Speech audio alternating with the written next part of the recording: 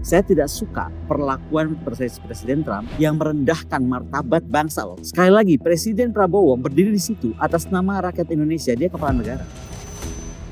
Dengan memberikan map dan bolpen seolah seperti asisten, itu sama aja dengan merendahkan harkat martabat bangsa Indonesia. Politik luar negeri Indonesia itu bebas aktif. Apakah memang bebas aktif itu seharusnya didefinisikan atau dimaknai berjarak lebih baik? Atau seperti yang dilakukan oleh pemerintah kita saat ini, ya sebaiknya kita masuk ke dalam supaya bisa punya pengaruh langsung? Saya nggak bisa jawab karena saya nggak bisa mewakili apa yang dipikirkan Pak Prabowo saat itu atau apa yang ada di benak Pak Prabowo saat memutuskan.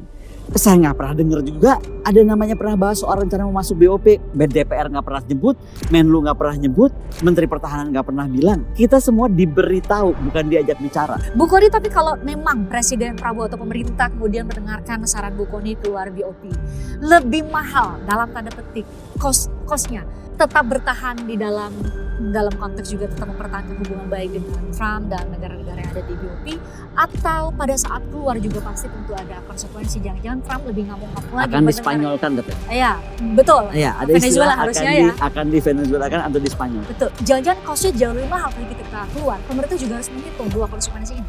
Betul. Tapi kalau begitu ngomongnya berarti Mbak Fris itu dalam posisi melihat Trump itu presiden yang ajak. Saya tidak melihat Indonesia dan Presiden Prabowo disejajarkan sebagai bangsa dan negara berdaulat dan bermartabat. BOP itu udah bukan masalah mengkelirkan. Keluar. Kok nggak punya sih dignity gitu untuk kita menyatakan itu? Takut apa? Takut di Venezuela kan, takut dengan tarif-tarif yang mungkin berkonsekuensi terhadap kehidupan ekonomi kita. Sebagai kepala negara yang paling rajin teriak-teriak cinta tanah air dan merah putih, apa susahnya nyindir Soekarno? Soekarno nggak takut di penjara, Soekarno nggak takut dikurung, Soekarno nggak takut DND-kan, Soekarno nggak takut dilempar ke sana kemari. Kalau udah untuk negara, ya betul-betul untuk negara, Mbak, dia harus siap lahir batin dunia akhirat. Dia tentara loh, harus siap. Jadi kenapa mesti takut dimadurakan sama di Spanyol kan? Ada satu komen Bu Kony yang di take down ya dengan Bang Denny Sumargo gitu ya. Apapun itu, yang saya cuman pertanyakan kan jadi lucu. Tiba-tiba ada rombongan buzzer dalam satu less than 24 hour, kayaknya bikin Denny Sumargo tuh stres. Dia langsung take down. Buat saya itu hak dia. Ini juga nanti habis ini terus Mbak ada yang telepon mau take down aja. Aku menghormati Mbak datang. Mbak terus mau mutusin take down ya udah, sama.